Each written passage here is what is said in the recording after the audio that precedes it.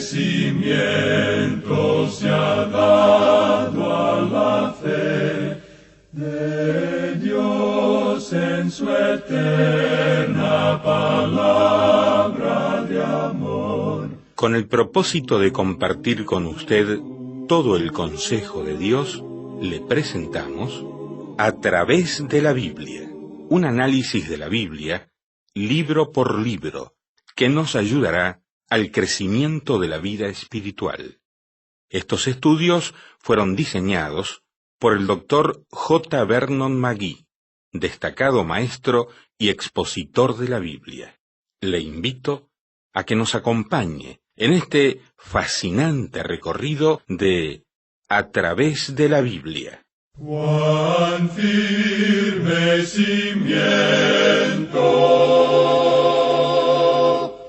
la palabra de Dios. ¿Qué tal, mi amiga, mi amigo? ¿Ha pasado bien? Hoy vamos a continuar nuestro recorrido en el libro de Éxodo, capítulo 28. Le doy la bienvenida a otro encuentro con la palabra de Dios. Éxodo 28, verso 36, avanzaremos hasta el capítulo 30, verso 16. ¿Listo entonces? Vamos a orar y pedir a Dios su bendición. Padre y Dios, te damos gracias que nos permites estudiar juntos tu palabra. Guíanos hoy al analizar este pasaje seleccionado para esta jornada. Ayúdanos a entender según tu buena voluntad. Oramos agradecidos en el nombre de Jesús. Amén. Continuamos, amigo oyente, nuestro estudio en el libro de Éxodo. En nuestro programa de hoy vamos a concluir el estudio del capítulo 28 de este libro. Así es que comencemos con el versículo 36, donde dice: «Harás además una lámina de oro fino, y grabarás en ella como grabadura de sello, santidad a Jehová». Esa es la mitra que llevaba Aarón. Habla del hecho de que aquí hay un hombre que es separado o santificado para Dios. Debemos tener el yelmo de la salvación. Aquella lámina, santidad a Jehová, debe ser el yelmo de la salvación porque es nuestro testimonio. Las vestiduras ordinarias del sacerdote son dadas aquí en el versículo 39 de este capítulo 28 de Éxodo. Leamos: «Y bordarás una túnica de lino, y harás una mitra de lino. Harás también un cinto de obra de recamador». Tenemos también aquí más información en cuanto a estas vestiduras. Ahora el versículo 42 prosigue con otros detalles. «Y les harás calzoncillos de lino para cubrir su desnudez. Serán desde los lomos hasta los muslos». Dios no quería ninguna manifestación de la carne. No debía haber ninguna desnudez en el servicio de Dios, y eso lo debemos recordar también hoy en día. Estas vestiduras cubrían cualquier obra de la carne. Aarón y aquellos que estaban asociados con él en el servicio de Dios, todos se vestían del mismo modo. Aarón llevaba la vestimenta especial solo en las ocasiones especiales. Y así, amigo oyente, concluye nuestro estudio del capítulo 28 del libro de Éxodo. Nos encontramos ahora en el capítulo 29. En este capítulo 29 tenemos la consagración de los sacerdotes y las ofrendas que se hacían en esa ocasión. El capítulo 29 es un capítulo largo y en realidad no es tan interesante y conmovedor en su totalidad como lo pudiera ser. Sin embargo, estamos confiados que el Espíritu de Dios quiere usarlo para ministrarnos. Este es el libro básico de Dios para nosotros y contiene grandes lecciones espirituales. Dando comienzo a este capítulo 29 de Éxodo, leamos entonces el versículo 1 que dice: «Esto es lo que les harás para consagrarlos, para que sean mis sacerdotes. Toma un becerro de la vacada y 2 carneros sin defecto». La consagración de un creyente no tiene nada que ver con lo que él mismo hace. Lo que vale es lo que Dios hace por nosotros.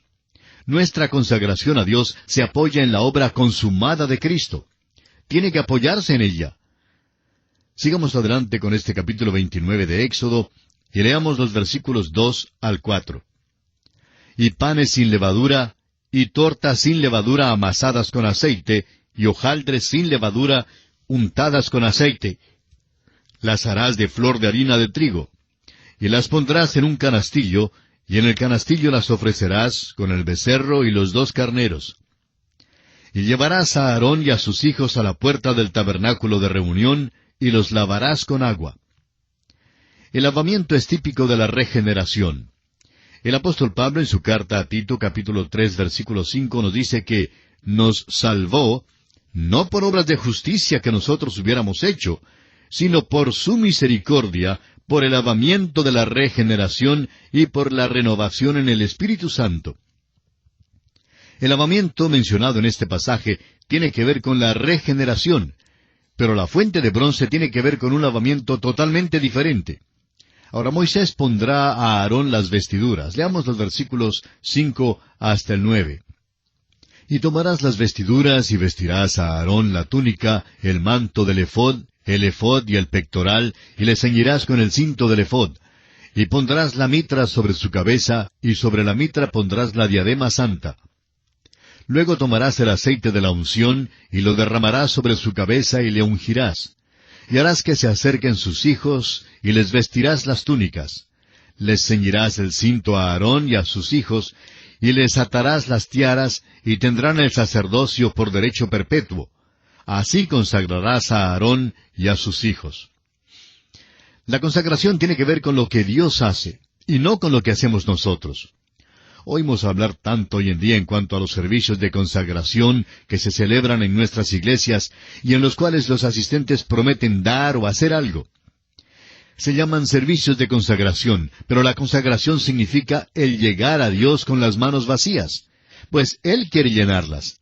Eso es lo que significa la consagración. En el pasado he prometido cosas grandes, pero no he cumplido todo lo que he prometido. Y no quisiera pensar que eso es la consagración. No se trata de lo que yo le prometo a Él.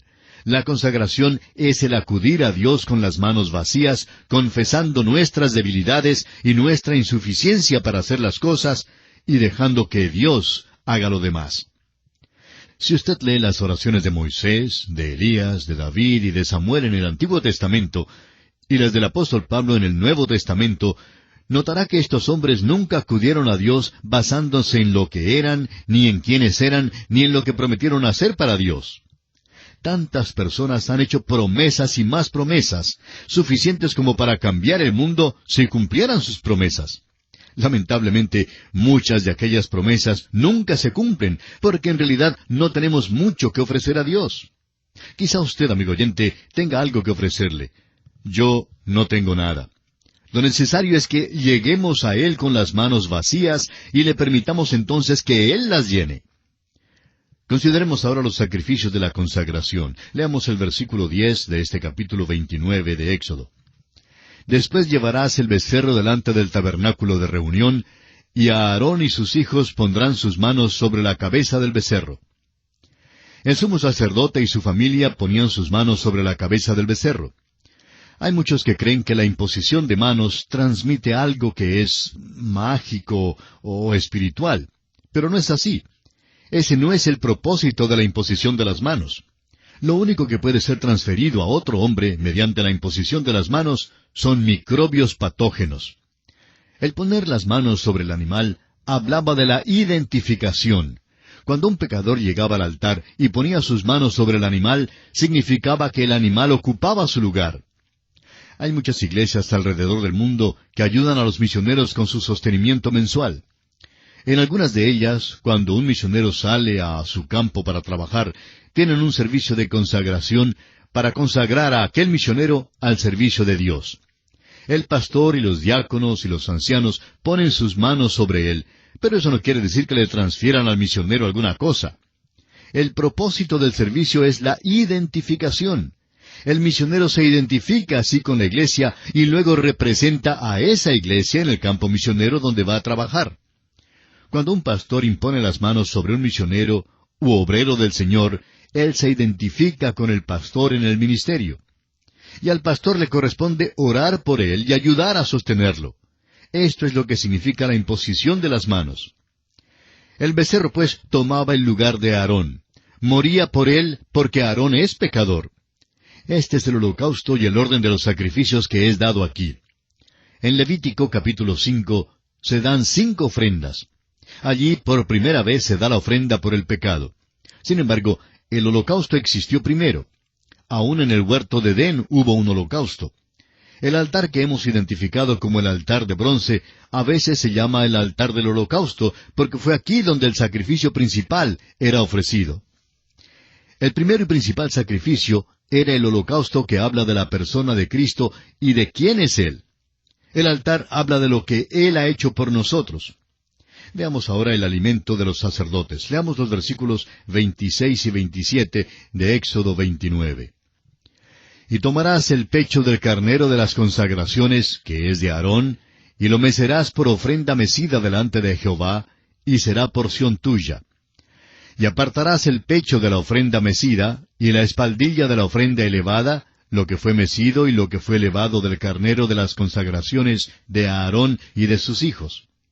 Otra vez, en el libro de Levítico, descubriremos que una porción de la ofrenda era dada a Aarón y a los sacerdotes como la parte que les correspondía. Es que los levitas no tenían nada que ver con la nación de Israel, pero de esta manera Dios proveía lo que necesitaban para vivir. Los levitas estaban allí para servir y así debían recibir una porción de las ofrendas. Veamos ahora las ofrendas diarias. Se debía presentar una ofrenda quemada continuamente. Leamos los versículos 38 al 40 de Éxodo capítulo 29. Esto es lo que ofrecerás sobre el altar: 2 corderos de 1 año cada día continuamente. Ofrecerás uno de los corderos por la mañana, y el otro cordero ofrecerás a la caída de la tarde. Además, con cada cordero, 1/10 parte de un efa de flor de harina, amasada con la 1/4 parte de un hin de aceite de olivas machacadas. Y para la libación, la 1/4 parte de un hin de vino. Una vez más, encontraremos en el libro de Levítico los detalles en cuanto a esta ofrenda quemada que se presentaba en forma continua. Esta ofrenda era un sacrificio diario. Un cordero era presentado en la mañana y otro cordero era ofrendado al anochecer. Esta ofrenda nos habla del hecho de que el hombre necesita algo que le recuerde continuamente que se necesitaba a alguien que lo reemplazara, y que la paga del pecado era la muerte. El pecado necesita del derramamiento de sangre. El libro de Hebreos expone esta verdad en el capítulo 9, versículo 26, donde dice: «De otra manera le hubiera sido necesario padecer muchas veces desde el principio del mundo, pero ahora, en la consumación de los siglos, se presentó una vez para siempre por el sacrificio de sí mismo para quitar de en medio el pecado». Esto, por supuesto, habla del sacrificio del Señor Jesucristo. La sangre de toros, machos cabríos y corderos no podía quitar el pecado, pero la sangre de Jesucristo sí pudo quitarlo. El Señor ha tratado efectivamente al pecado. Murió una sola vez, pero arregló la cuestión del pecado para siempre. Y así, amigo oyente, concluye este estudio del capítulo 29 de este libro de Éxodo. Comenzamos ahora el capítulo 30. En este capítulo estudiaremos el altar del incienso, el rescate de almas, la fuente de bronce, el aceite de la unción santa y la composición del incienso perfumado. Este capítulo 30 es el gran capítulo sobre la adoración. Aquí se nos da las instrucciones para el altar del incienso, el cual habla de la oración. Este capítulo nos dice que sólo los redimidos pueden adorar a Dios. Los 3 muebles en el lugar santo hablan de la adoración: el altar del incienso, la mesa para el pan de la proposición y el candelabro de oro. Aquí es donde el pueblo se reúne y se goza de la comunión fraternal. Aquí no es donde se reúne para chismear, sino donde uno come de la persona de Jesucristo. Es un banquete, es un lugar para la adoración. Leamos los primeros 2 versículos de Éxodo capítulo 30, que dicen: «Harás asimismo un altar para quemar el incienso. De madera de acacia lo harás. Su longitud será de 1 codo, y su anchura de 1 codo. Será cuadrado, y su altura de 2 codos, y sus cuernos serán parte del mismo». Las instrucciones revelan que este era un altar pequeño. También era cuadrangular, y eso nos enseña que debemos llegar a Dios en oración, reconociendo que Él nos oye por razón de Cristo. Ahora los versículos 3 y 4 dicen: «Y lo cubrirás de oro puro, su cubierta, sus paredes en derredor y sus cuernos. Y le harás en derredor una cornisa de oro. Le harás también 2 anillos de oro debajo de su cornisa, a sus 2 esquinas a ambos lados suyos, para meter las varas con que será llevado. Aún este mueble pequeño tenía anillos para que se le pudiera meter las varas para cargarlo sobre los hombros de los sacerdotes. En el libro de Números veremos que en la marcha a través del desierto los levitas llevaban el tabernáculo y el mobiliario. Sigamos adelante ahora con el versículo 6 de Éxodo 30. Y lo pondrás delante del velo que está junto al arca del testimonio, delante del propiciatorio que está sobre el testimonio, donde me encontraré contigo. Este altar fue puesto allí mismo, delante del velo, y el arca del testimonio y el propiciatorio quedaban al otro lado del velo. Quedaba en el lugar santo, el lugar de adoración. Ahora los versículos 7 y 8 dicen, Y Aarón quemará incienso aromático sobre él. Cada mañana cuando aliste las lámparas lo quemará. Y cuando Aarón encienda las lámparas al anochecer, quemará el incienso, rito perpetuo delante de Jehová por vuestras generaciones. Aarón debía cuidar del tabernáculo. El versículo 9 prosigue con otras instrucciones. No ofreceréis sobre él incienso extraño, ni holocausto, ni ofrenda, ni tampoco derramaréis sobre él libación. Este no era un altar de sacrificio. Solo se debía ofrecer incienso sobre este altar. Este altar habla de la oración, y sabemos esto porque la Biblia usa el incienso como un símbolo de la oración y de la alabanza en muchos lugares. David, por ejemplo, en el Salmo 141:2 dice, Suba mi oración delante de ti como el incienso, el don de mis manos como la ofrenda de la tarde. El libro de Apocalipsis, en el capítulo 8, versículo 3, nos da esta descripción del incienso. Otro ángel vino entonces y se paró ante el altar con un incensario de oro, y se le dio mucho incienso para añadirlo a las oraciones de todos los santos sobre el altar de oro que estaba delante del trono.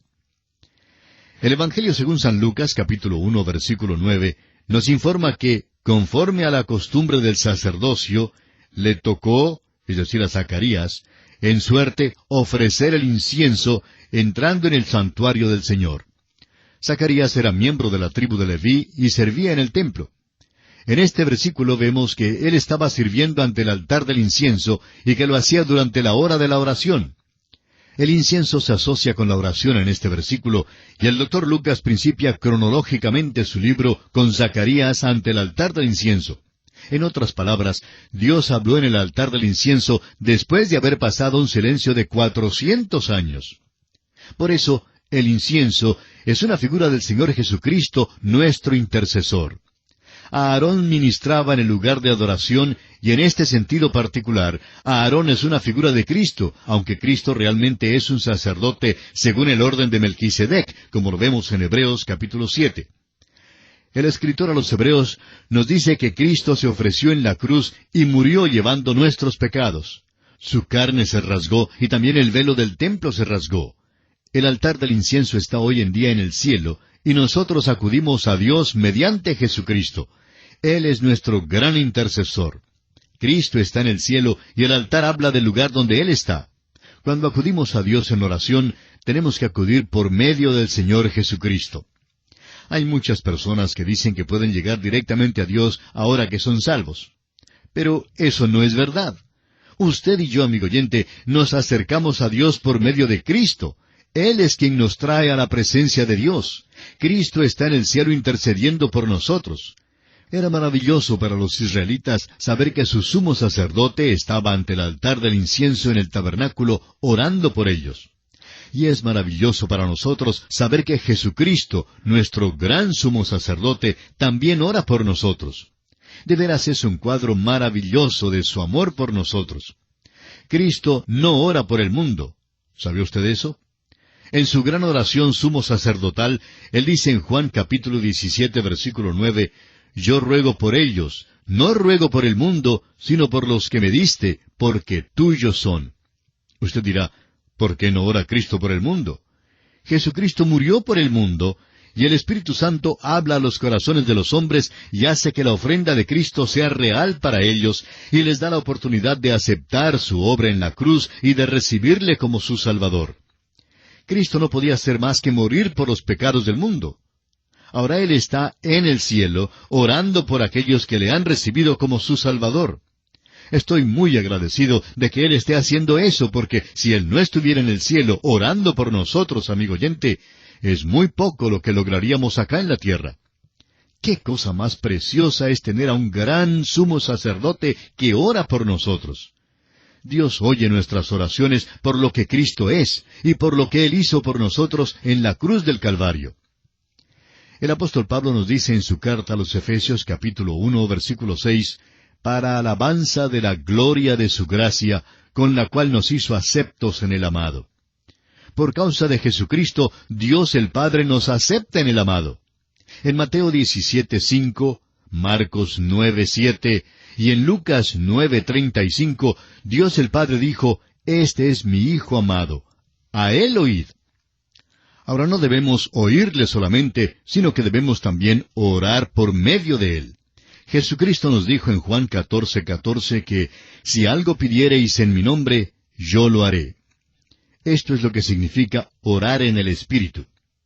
Usted notará que este altar está separado de los otros muebles. Solo los sacerdotes podían adorar aquí. Aún el rey Usías fue afligido con lepra cuando trató de meterse allí. Este relato lo encontramos en el segundo libro de Crónicas, capítulo 26, versículos 16 al 21. Y aún hoy en día, son solo los sacerdotes quienes pueden orar. Hay mucha tontería vana y sentimental que se habla hoy en día en cuanto a las personas que supuestamente pueden vivir en el pecado y rechazar a Cristo, y luego en la hora de la adversidad pueden arrodillarse delante de Dios y esperar que les dé una contestación. Las películas incluyen escenas que describen experiencias como estas, y algunos predicadores que se guían por el sentimentalismo hablan como si tales cosas sucedieran. Pero Dios dice que Él no contestará oraciones como estas. Vamos a tener mucho cuidado en cuanto a esto, amigo oyente. El altar del incienso es donde se acercan los sacerdotes. La única oración que puede orar el pecador es la del publicano. Dios, sé propicio a mi pecador. Dios oirá y contestará esa oración cuando sea ofrecida. El versículo 8 de Éxodo 30 nos dice que debe haber un rito perpetuo delante de Jehová por vuestras generaciones. Debe haber una alabanza perpetua a Dios. El apóstol Pablo en su primera carta a los Tesalonicenses, capítulo 5, versículo 17, nos manda a orar sin cesar. El incienso debía ser ofrecido sobre el altar por la mañana y por la noche. Cuando el sumo sacerdote entraba y ofrecía el incienso sobre el altar, pasaba un rato en el tabernáculo. La fragancia de aquel incienso penetraba sus vestiduras y cuando salía, el pueblo podía olerlo, podía sentir esa fragancia. Estaba llevando el desodorante que necesitaba. La dificultad con la mayoría de los santos hoy en día es que no están llevando el desodorante que necesitan, y es el de la oración. Deje, amigo oyente, que sus oraciones suban a Dios como incienso fragante y penetrará sus vestiduras si pasa un rato en la oración. Veamos ahora los versículos 12 y 13 de Éxodo 30. Cuando tomes el número de los hijos de Israel, conforme a la cuenta de ellos, cada uno dará a Jehová el rescate de su persona, cuando los cuentes, para que no haya en ellos mortandad cuando los hayas contado. Esto dará todo aquel que sea contado, medio ciclo conforme al ciclo del santuario. El ciclo es de 20 geras, la mitad de un ciclo será la ofrenda a Jehová. Este es el segundo requisito para la adoración. No habrá ninguna plaga entre ellos, porque serán redimidos. Debían ser rescatados con plata. La plata es el metal de la redención y un tipo de la redención. Todos los que adoraban tenían que ser redimidos. Oímos hablar mucho hoy en día en cuanto a la adoración pública. Realmente no hay tal cosa. Solo los redimidos pueden adorar. Ahora, no solamente deben ser redimidos los que adoran, sino que también deben ser lavados, y eso nos trae a la fuente. La fuente está en el atrio exterior, y está construida de bronce, así como el altar es de bronce. Allí es donde Dios arregla la cuestión del pecado, y donde se encarga de nuestro pecado. La fuente de bronce es donde Dios se encarga de nuestros pecados, aunque nosotros somos santos. A veces los santos pecamos. Este concepto de que los santos son celestiales simplemente no es verdad. Morar en el cielo con los santos de amor, eso será glorioso, amigo oyente. Pero quedarme aquí en la tierra con los santos, a quienes yo conozco, pues eso es harina de otro costal. Y aquí nos detenemos por esta ocasión. Continuaremos en nuestro próximo programa, Dios mediante. Que Dios le bendiga es nuestra ferviente oración. Así terminamos por hoy. ¿Cómo le ayudó? ¿Qué le pareció el estudio de hoy? Escríbanos y le contestaremos. Gracias por apoyarnos en oración, ofrendas y donaciones, para que podamos seguir con estos programas en esta emisora. Les enviaremos gratis a los que piden los libros con notas y bosquejos de cada estudio. Escriba a través de la Biblia, apartado 2805, Miami, Florida, 33265, 2805, Estados Unidos. Para nuestros oyentes que viven en Estados Unidos y Puerto Rico, pueden llamar al teléfono gratuito 1-800-880-5339 o escribirnos un correo electrónico a la siguiente dirección: atv@transmundial.org.